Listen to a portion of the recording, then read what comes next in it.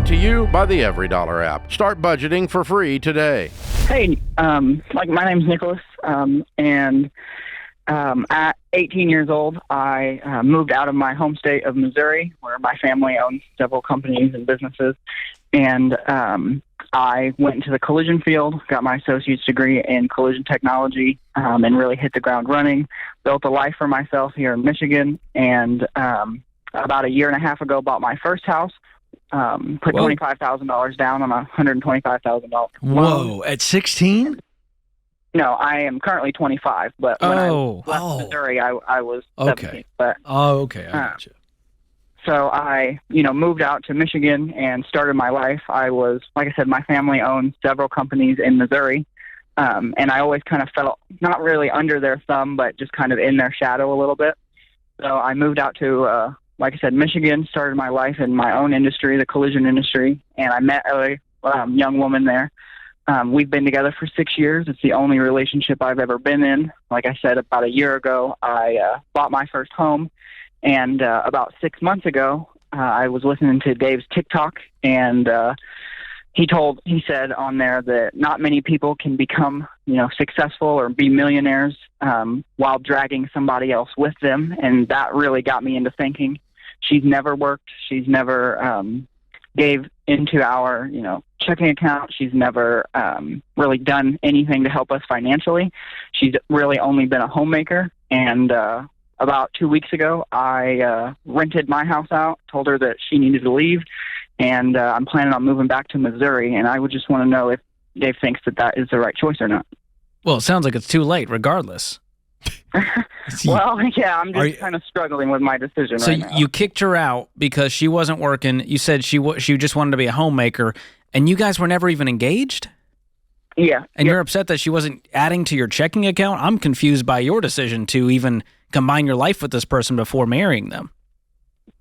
Well, for a long time I was too, but like I said, this has been my only relationship, and I really wanted it to be my last, if that makes any sense. And I don't really know. Like, I'm a pretty financially, I feel like, stable person. I drive a 2012 Mini Cooper that's paid for. I bought a house well under what I could afford. I make about $90,000 a year. But if you split that in between two people, it's a little over $40,000 each, and I just can't. Do you guys have kids? You guys weren't married. You're playing house. You're right. Yeah, I agree. And hold on a second. Hold on. This is the gal you said you wanted to be your only relationship, and you kicked her to the curb because she wasn't really bought in. And does that mean she was anti what we teach, or she just wasn't engaged? There's a big difference. Well, very anti, I would say. Like, was she racking up debt? Exactly. Brand new car, wanted to just continuously. But you had to sign the dotted line on all of those loans. Yeah. She didn't have an income. You're right. So I want to make sure that you understand you are fully responsible. I know. Yes, sir. So we've been working for the last, probably 3 weeks on getting everything split. Her parents are actually going to be taking over her car loan, and we're getting all of our bills separated off of my checking account and stuff like that. But like I said, I'm really struggling because for the last 6 years, it's been me trying to get her, like, just, get an income, go just work. If you bring anything into the table, that's enough. Like, I can't do it all by myself. Hey, Nicholas, the more troubling issue is not the income, but just that she is in complete opposition to the way you want to handle money. And so for that reason, I'm fine with this breakup. I think it's the right move. But I just don't think it's as much about her being a homemaker and not wanting to work. The issue is that she's really opposed to being on the same page with you and got you to do things that aren't right. Yeah, I completely agree. And I think I think it's a good move, but now you're regretting it because you miss her.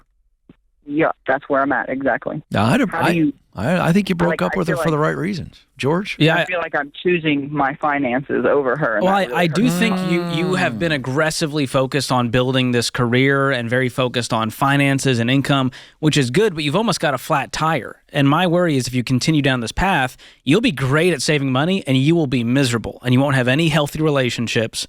Your spiritual life's going to be in shambles. And I think for a young guy, I love your drive and your hunger, but you can't let that be your entire life.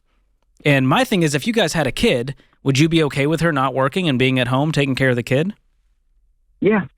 Are you Yeah. sure? Yeah, but you wouldn't be okay with her being on the other side of the page on debt and everything else. That would be potentially destructive for your marriage.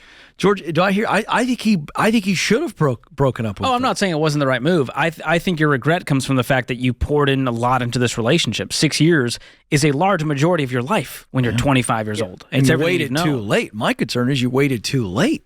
You co-signed for all this stuff. You hope she plays ball. You hope she goes along with all of this. Yeah, you guys combined your life before you were even aligned in life. Yeah, that's and dangerous. that to me is the big problem here, and that falls on both of you. And so I think the regret will pass. You'll meet someone new, but you got to get Nicholas healthy first, so that the next relationship doesn't end the same way, where you go, what are you bringing to the table financially? That's the wrong way to look at a marriage. I agree. Okay. Well, So thank you. I'm sorry you I regret really it. I appreciate wouldn't blame Dave. I would blame your lack of getting alignment on vision and values and goals before you structured your life together. Yes. Do you have advice of how to better do it with my next one, I guess? Or Yeah. how to move on, I guess? Yeah, before you get in a serious relationship, you talk about money. Okay. You say, what are your values around debt? I think what this are your is life probably goals? a third date conversation. I really Okay. do. I think it's early on. I'm going to say third date.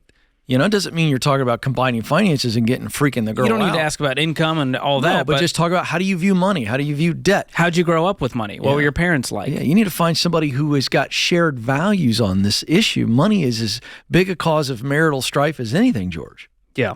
What's the big ones? Money, politics, Money religion? and kids. And kids. That's Okay. the big one, too. Yeah. So I think it's And okay then- as you get further along in a dating relationship to start talking about things Not pretty further openly. along. I'm sticking with third date. All Third right, or fourth third date. it is. Would you? What do you say? Yeah, I'd say a few months into the A relationship. few months. Yeah.